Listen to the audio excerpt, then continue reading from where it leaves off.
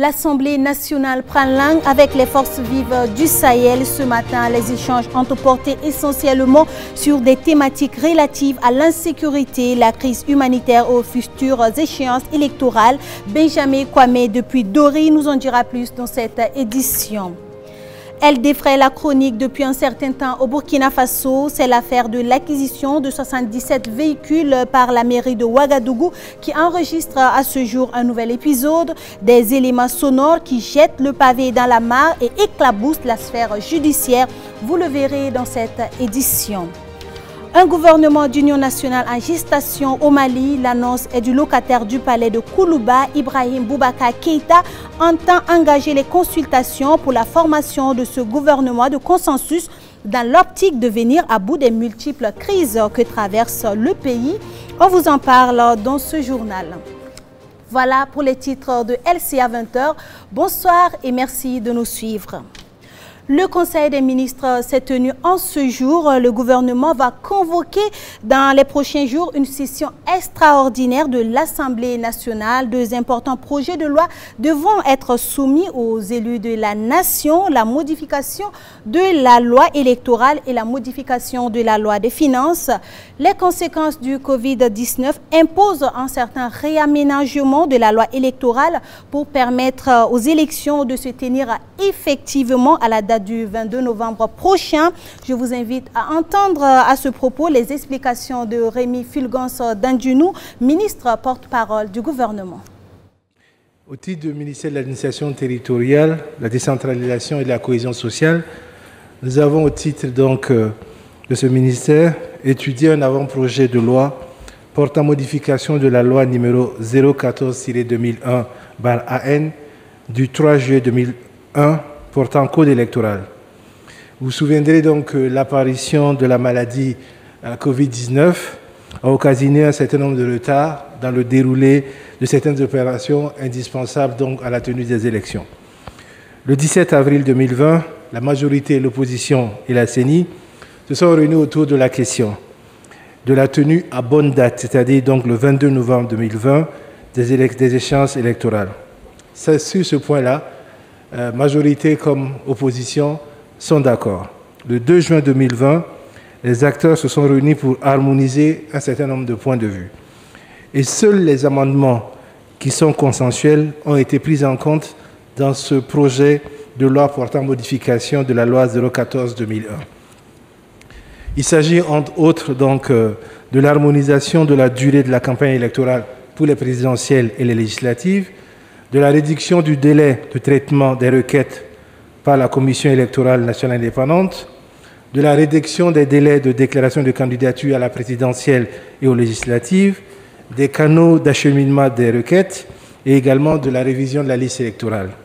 Ce projet donc sera présenté à l'Assemblée nationale dans une session extraordinaire afin que les députés donc puissent apporter la lecture qui leur convient et l'adopter pour que les élections se tiennent donc à bonne date le 22 novembre 2020. Les conséquences du Covid-19 sont désastreuses sur l'économie. Elles ont accru le déficit et rendu inopérant le budget adopté dans le dernier trimestre de l'année 2019. Par ailleurs, le contexte de la Covid-19 fait apparaître de nouvelles priorités qui doivent être inscrites dans le budget de l'État. Rémi Fulgence Dandunou nous dévoile ici le profil de la loi de finances qui sera soumis aux députés. Au titre du ministère de l'Économie, des Finances et du Développement, nous avons adopté donc un projet de loi de finances rectificative à la loi de finances initiale pour l'exécution du budget de l'État, exercice 2020.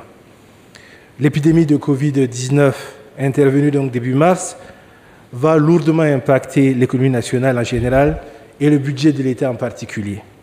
On va sur deux points essentiels voir les impacts. C'est la baisse des ressources propres de l'État, mais c'est également l'apparition de nouvelles priorités liées au traitement et à l'accompagnement de tout ce qui est lié à la riposte face à la Covid-19, mais également aux conséquences économiques qu'elle engendre.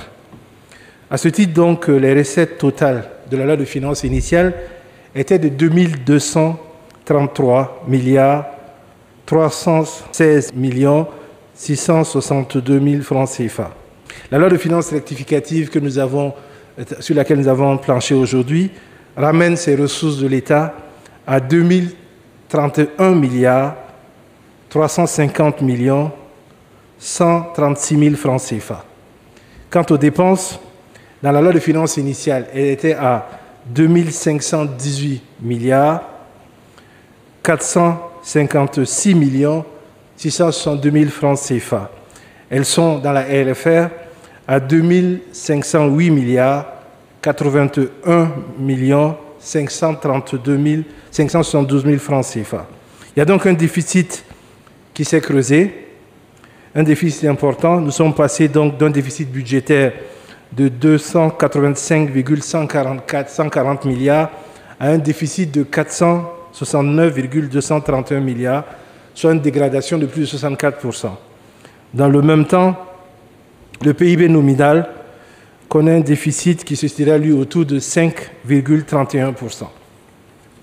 Ce budget donc va permettre de faire face aux mesures sociales, va également faire face aux décisions d'appui à l'économie qui ont été mises en œuvre, mais va également permettre donc le financement du plan de riposte à la Covid-19, à savoir des éléments comme ceux de l'équipement des laboratoires, la prise en charge des cas, le contrôle de l'infection, les équipements des centres hospitaliers, etc.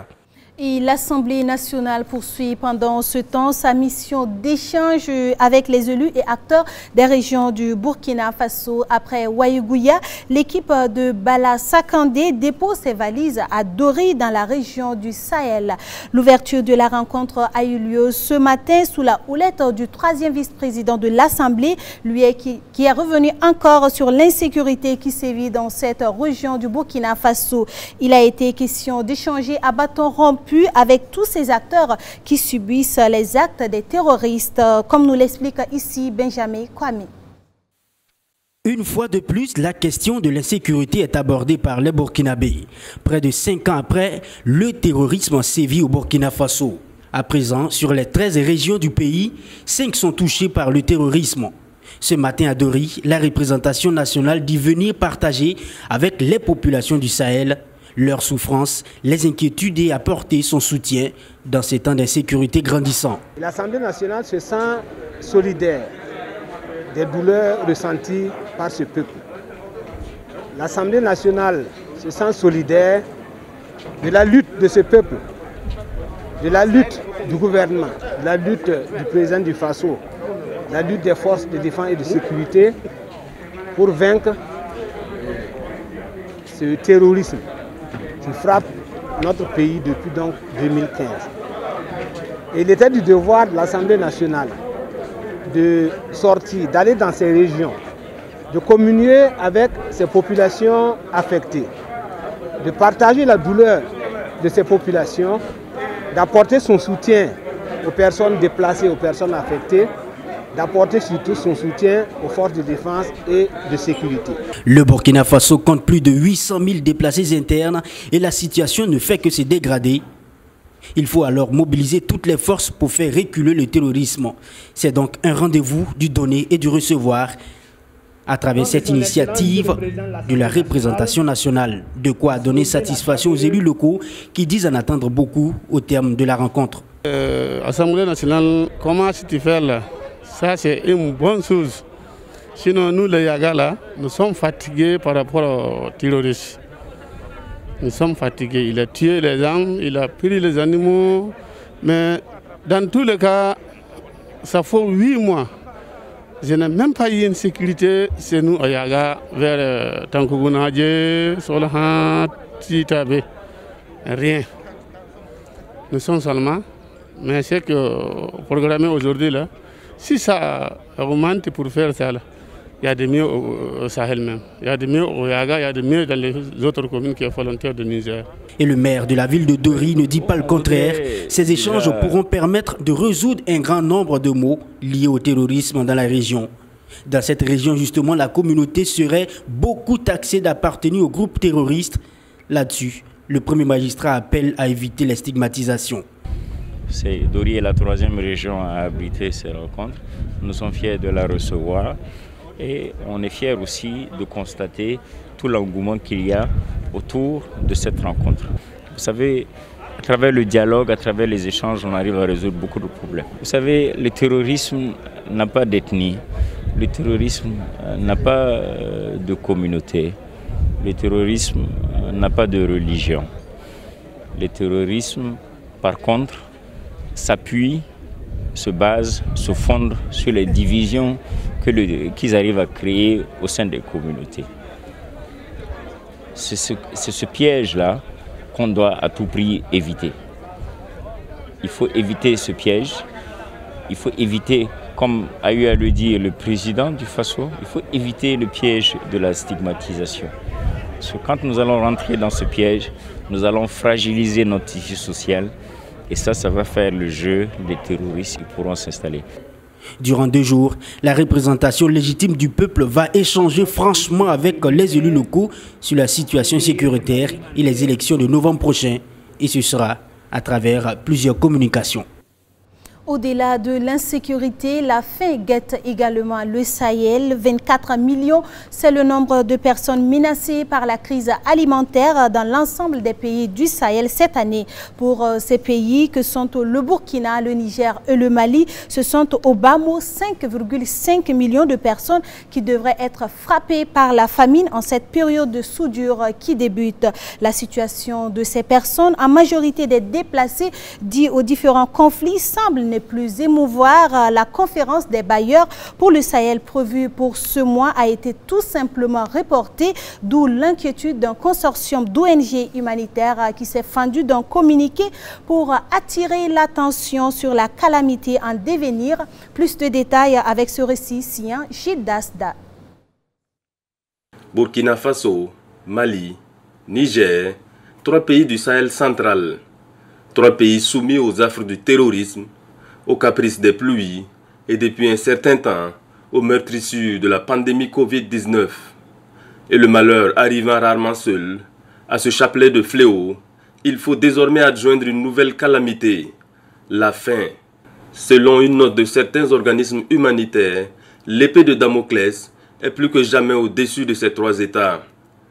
Avec la période de soudure qui s'installe, 5,5 millions de personnes vont souffrir d'insécurité alimentaire, soit une hausse de 2,5% en comparaison aux moyennes des 5 années précédentes. Et le communiqué de préciser, les mesures prises par les pays pour ralentir la pandémie ont permis d'éviter pour l'heure les scénarios catastrophes annoncés au début de la pandémie Covid-19. Cependant, elles ont aussi fragilisé les ménages et en premier lieu les plus précaires. La crise humanitaire devient plus qu'alarmante, avec comme corollaire de nombreux besoins pour la prise en charge des personnes touchées. Cependant, les financements se font rares. Pour preuve, jusque-là, les plans de réponse humanitaire à l'endroit du Sahel sont financés à un taux de 26%. L'année passée, le taux de mobilisation des ressources était de 50%. Les besoins augmentent pendant que les appuis se réduisent drastiquement. Pourtant, sur le terrain, un drame prend forme. L'illustration est donnée par le constat d'une ONG. À Kaya, des mères se privent de nourriture pour sauver leurs enfants. Des enfants dont l'état nutritionnel pourrait se dégrader rapidement, précise la structure. Rappelons que le Burkina Faso à lui seul compte à ce jour plus de 920 000 déplacés internes et réfugiés. Pour 2020, dans ses prévisions pour le Sahel, OCHA table sur la somme de près de 3,5 milliards de dollars à mobiliser pour venir en aide à 24 millions de personnes. Ce montant inclut l'appui contre le Covid-19. De concert, Action contre la faim, Norwegian Refugee Council, CARE, Oxfam et Save the Children, 5 organisations humanitaires sonnent donc le tocsin et appellent les bailleurs à au moins doubler leur financement pour les 2 mois à venir. 2 mois au cours desquels la saison des pluies sera pleinement installée dans la zone, avec, entre autres, l'augmentation des cas de paludisme. Une épine de plus pour ces personnes dans le besoin. Sachez également que la question de l'IUTS a refait surface et continue de faire des gorges chaudes au sein des syndicats burkinabés. Le prélèvement de l'impôt unique sur les traitements et les salaires devrait être effectif en fin juin pour les agents du public et les travailleurs municipaux contestent cette mesure. Ils prévoient une grève de 72 heures le 29 juin prochain. Oumou Konaté, Constantin Sieda. À partir de la fin du mois de juin, l'IUTS sera désormais appliquée sur les indemnités des fonctionnaires municipaux du Burkina. Une mesure qui devrait être appliquée depuis le mois de mars sur instruction du ministre de l'Économie et des Finances. Au lendemain de la lettre qu'il a reçue de la part du ministre de l'Économie et des Finances qui demandait d'appliquer cette mesure de l'IUTS sur les indemnités depuis le mois de mars, nous lui avons adressé une correspondance pour dire de ne pas suivre cette requête du ministre de l'Économie et des Finances. On avait cru en tout cas que le maire allait nous suivre dans notre démarche, mais c'est vrai que depuis mars, on n'a pas donc observé de coupure. Donc pour nous, le maire avait compris en tout cas notre démarche. Et on a été surpris le 5 juin quand il nous a rencontrés pour nous signifier cela. Une chose qui n'est pas du goût des agents communaux.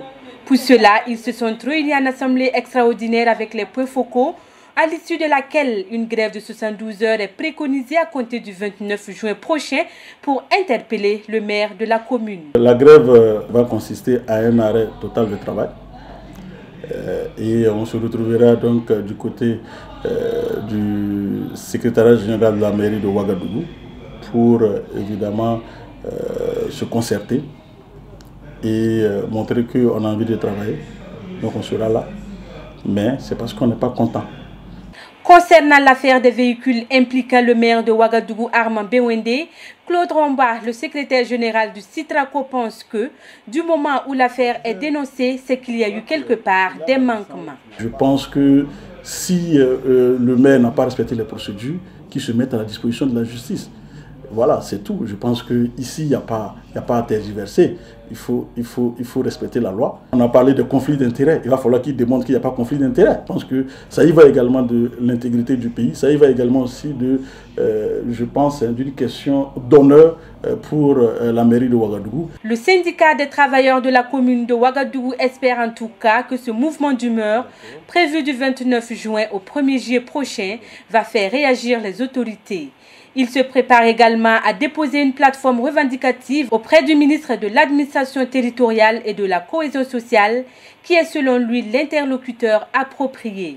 Si à l'issue de ces 72 heures de grève prévues dans quelques jours, rien n'est fait, le syndicat des travailleurs de la commune de Ouagadougou compte utiliser d'autres méthodes de lutte plus efficaces pour atteindre leurs objectifs et faire ainsi valoir leurs droits en tant que travailleurs communaux.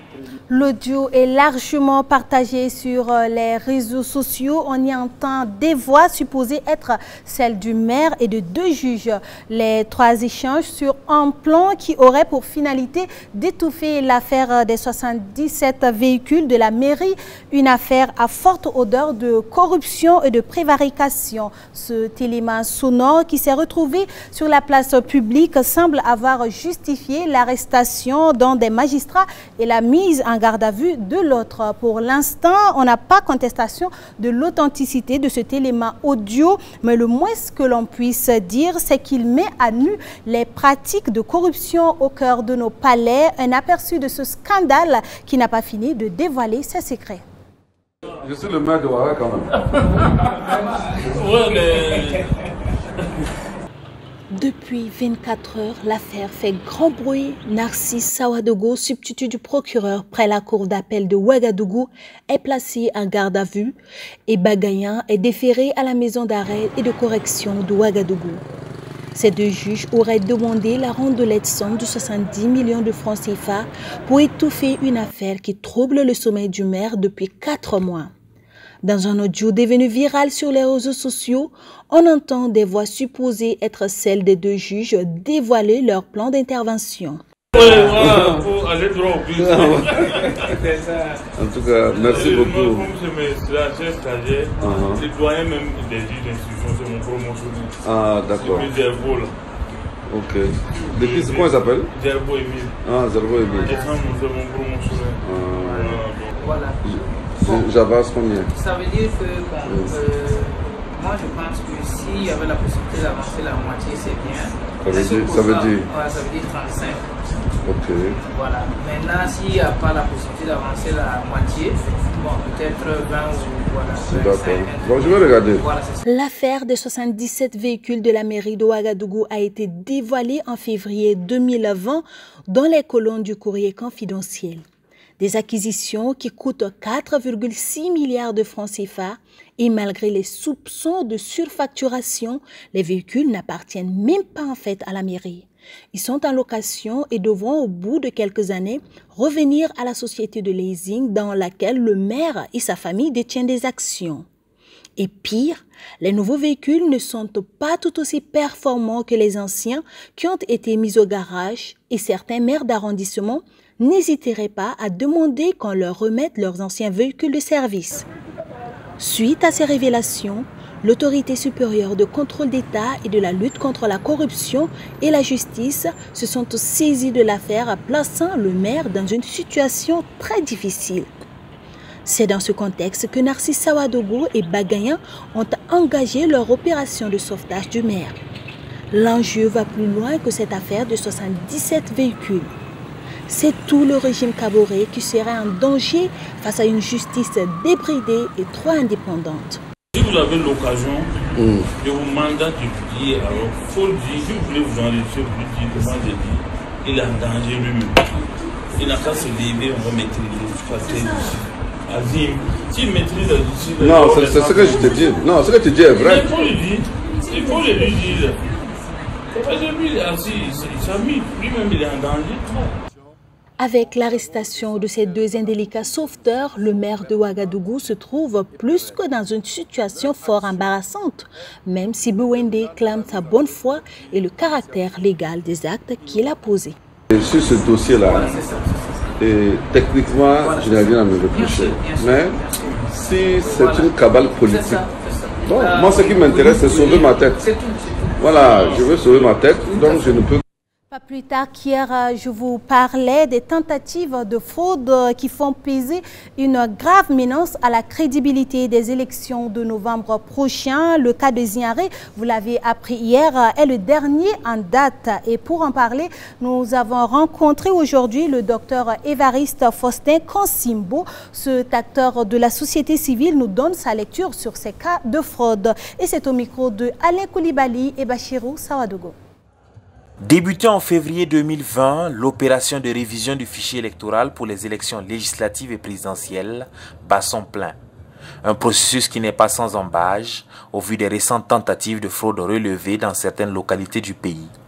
Des infractions qui pourraient porter préjudice à la crédibilité du scrutin de novembre 2020. C'est clair, c'est grave, parce que si on influence de façon frauduleuse les votes, ça veut dire que le scrutin sera faussé, et ça veut dire que selon les proportions, si la fraude est très très grande, ça veut dire qu'on va contribuer donc au soir donc des élections à élire des gens qui en réalité ne devraient pas être élus, et avec toutes les conséquences que ça cause. Ça peut même détériorer le climat social, parce que si les électeurs ont le sentiment que leurs voix n'ont pas été respectées, vous voyez toutes les conséquences, c'est tout le pays qui peut s'embraser. Donc c'est des actes vraiment très très très graves. Pour le docteur Évariste Kansimbo, ces tentatives de fraude sont monnaie courante à chaque scrutin électoral.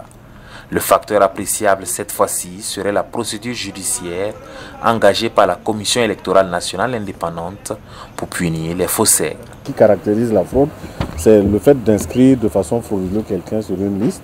C'est aussi le fait de transporter des personnes, soit pour aller s'inscrire ou pour aller voter. Or, il est assez coutumier dans notre paysage, là, quand vous voyez, pendant les élections, on voit des cars qui transportent des personnes pour aller voter. Ça, c'est répréhensible, parce que c'est de la corruption.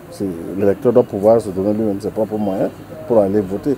Bon, on a toujours vu ça, il n'y a rien eu. Bon, maintenant, disons peut-être que c'est dans le registre de plus rien ne sera plus comme avant. Il faut bien un début. Donc à cela, il faut féliciter la CENI qui a vraiment été très correcte, puisque la CENI a d'abord fait un communiqué pour condamner. Et je pense aussi que la CENI a saisi aussi la justice. Et là, c'est bien. Les raisons sont diverses et variées. Qu'est-ce qui peut expliquer ça? Mais c'est la recherche des voix. Et parce que vous savez très bien que quand vous regardez par exemple les inscriptions, et vous regardez pendant le déroulement du scrutin, on a au moins 3 millions de Burkinabés qui ne votent pas, les abstentionnistes. Donc, ça veut dire que les Burkinabés eux-mêmes, l'électeur burkinabé est dépité de la pratique des politiques. Donc, les voies sont compliquées. Hein. Il faut aller négocier, carrément faire la cour à l'électeur. Et généralement, les instruments de cette cour-là, c'est l'argent. Par exemple, un autre volet qui selon moi, est aussi, ça participe de la fraude, c'est quand les partis s'organisent pour aller doter les électeurs de CNIB. La CNIB, c'est le fait de l'État en principe. Les partis ne doivent pas s'en mêler. Mais là, ce n'est pas aussi nouveau. Hein. On a toujours vu que les partis s'organisent pour que les citoyens puissent avoir des cartes d'identité. Mais ce qui est derrière ça, c'est quoi? Est-ce que vous les aidez à avoir la carte d'identité et la contrepartie, c'est qu'ils aillent voter pour vous? C'est de la corruption électorale. Mais ça se passe sous nos yeux ici, personne ne dit rien. Donc il y a plusieurs aspects, il y a plusieurs formes. Maintenant, c'est ça, c'est parce que les électeurs sont dépités. Et finalement, vous savez ce qui fait on est un peu l'otage des partis. Parce qu'un parti qui arrive à déployer des moyens pour faire en sorte que son électeur ait la CNIB, et à faire en sorte que son électeur aille s'inscrire. Mais vous pensez quoi? C'est eux-là qui votent les partis au pouvoir. Donc c'est une question de moyens, parce que les partis d'opposition n'ayant pas les moyens, à ce jeu-là, ils sont derniers. Ajouté à ces raisons, plusieurs facteurs pourraient entraver la bonne marche du scrutin. Sont de ceux-là la situation sécuritaire du pays. D'abord, la tenue de ces élections, moi je vous ai toujours dit, j'y croirais que quand on arrivera au jour du scrutin. Parce qu'il y a beaucoup de paramètres encore non maîtrisés, la question sécuritaire. Et maintenant, de plus en plus, la CENI même commence à dire qu'il y a des zones qui sont inaccessibles. Bon, alors, une élection, vous allez faire ça de façon partielle, parce que ça remet en cause même le caractère, comment dire, unitaire de notre pays. Parce que si les citoyens n'ont pas la possibilité de s'exprimer, c'est des gens qui vont se sentir exclus. Déjà même qu'on a des problèmes communautaires, on a des problèmes... tenir l'élection coûte que coûte, vaille que vaille, bon, je ne sais pas, il faut réfléchir parce que c'est d'abord fait pour le bonheur des populations. Donc, à l'heure actuelle, personne ici, je ne suis pas le seul, hein, et même la CENI, personne ne peut vous dire que tout le monde travaille pour qu'on y aille. Mais personne ne peut vous donner la garantie à 100% qu'on va y arriver, et dans quelles conditions. Donc, c'est encore très tôt pour le dire. Personne ne peut vous dire à l'heure actuelle où je vous parle que les élections vont se tenir dans des conditions de standards, et les standards internationaux reconnus. Donc, il y a beaucoup, c'est une grande inconnue, c'est une grande question. Pour cet acteur de la société civile, la CENI doit veiller à la crédibilité du fichier électoral et des élections en général afin de garantir la paix et la stabilité du Burkina Faso. Au Mali, Ibrahim Boubacar Keïta pour un gouvernement d'union nationale. Il l'a fait savoir hier. Des discussions seront donc menées dans ce sens, dans l'espoir de dissiper la contestation dont il fait l'objet et qui complique encore l'action pour sortir le pays de la tourmente. Une démission du président passait pour exclure l'hypothèse de la nomination d'un nouveau Premier ministre avait été au moins provisoirement écartée la semaine passée puisque le chef de l'État a maintenu Boubou Cissé à son poste. Restait l'éventualité d'une ouverture avec la formation de ce nouveau cabinet. Mais le mouvement du 5 mai ne s'inscrit pas dans cette dynamique. Il a appelé à un nouveau rassemblement vendredi. C'est tout ce que nous pouvons dire sur l'actualité sociopolitique en Afrique. À présent, la page Covid-19. En attendant un vaccin, la recherche progresse pour lutter contre le coronavirus. Des médicaments suscitent beaucoup d'espoir pour contrer les effets les plus graves du Covid-19. Et la dexaméthasone, un stéroïde déjà connu, prouve notamment son efficacité. Des chercheurs britanniques ont annoncé que ce médicament était parvenu à réduire réduire significativement la mortalité chez les patients les plus gravement atteints du Covid-19, ce qui fait de ce stéroïde bon marché et largement répandu le premier traitement permettant de sauver des vies depuis l'apparition de la maladie fin 2019 en Chine et qui a fini par gripper la quasi-totalité du globe. À ce jour, le Burkina Faso enregistre 4 nouveaux cas positifs au coronavirus avec un patient guéri et 0 nouveaux décès.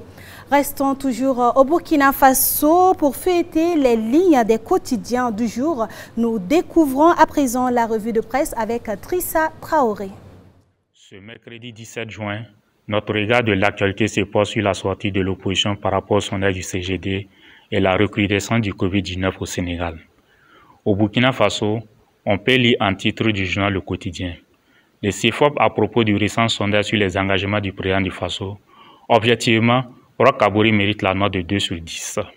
Cette année, la note du chef de l'État Roch Kaboré est de 4,53 et en juin 2019, le président avait obtenu la moyenne de 4,12 comparé à l'opposition qui dit noter que le président n'a fait que chuter dans les sondages. Mais elle estime qu'objectivement, Roch mérite la note de 2 sur 10 d'une part pour avoir poursuivi la promotion de Faso d'Anfani relancée par les dirigeants de la transition, d'autre part pour avoir inauguré des chantiers dont le financement a été bouclé sous Blaise Compaoré. À part cela, Roch Kaboré a fait reculer le Burkina avec plus de 2000 morts et plus de 4000 écoles fermées.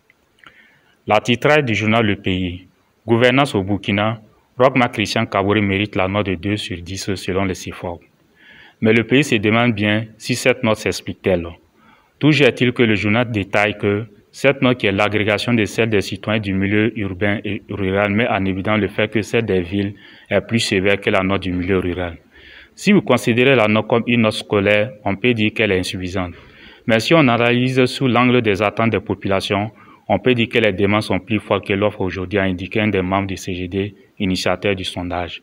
L'un dans l'autre, pour le journal, cette note découle d'une insatisfaction des citoyens interrogés sur l'action du président du Faso. À la une de l'Express du Faso, paraissant depuis la capitale économique, chef de file de l'opposition, Roch Kaboré devrait demander pardon au peuple et aux ancêtres.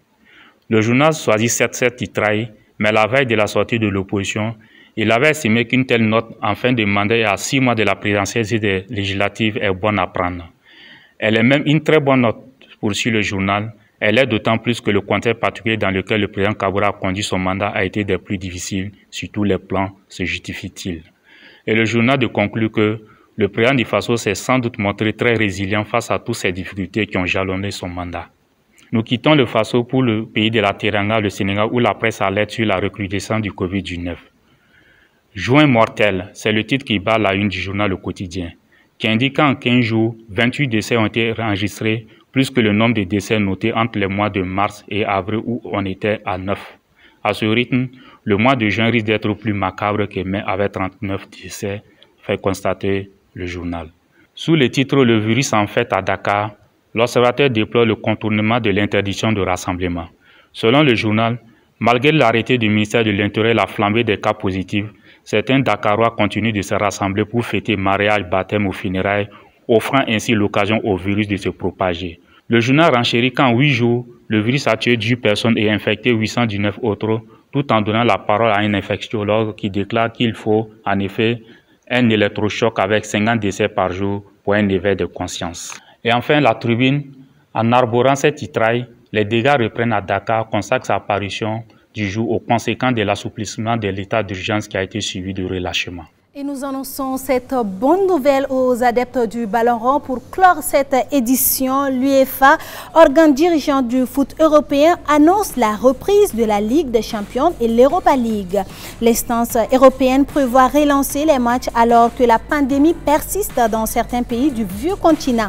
Hormis la première ligue française purement et simplement arrêtée, 3 des plus grands championnats ont repris. Il s'agit du Calcio en Italie, du championnat allemand et de la très suivie Liga espagnole. L'Angleterre, elle, devrait rentrer dans la danse dès ce mois en dépit de la réticence de certains joueurs. L'UEFA entend donc rentrer en droite ligne de ces championnats pour relancer ces 2 compétitions majeures et le potentiel calendrier de la phase finale des 2 compétitions de la reprise jusqu'à la finale est publié.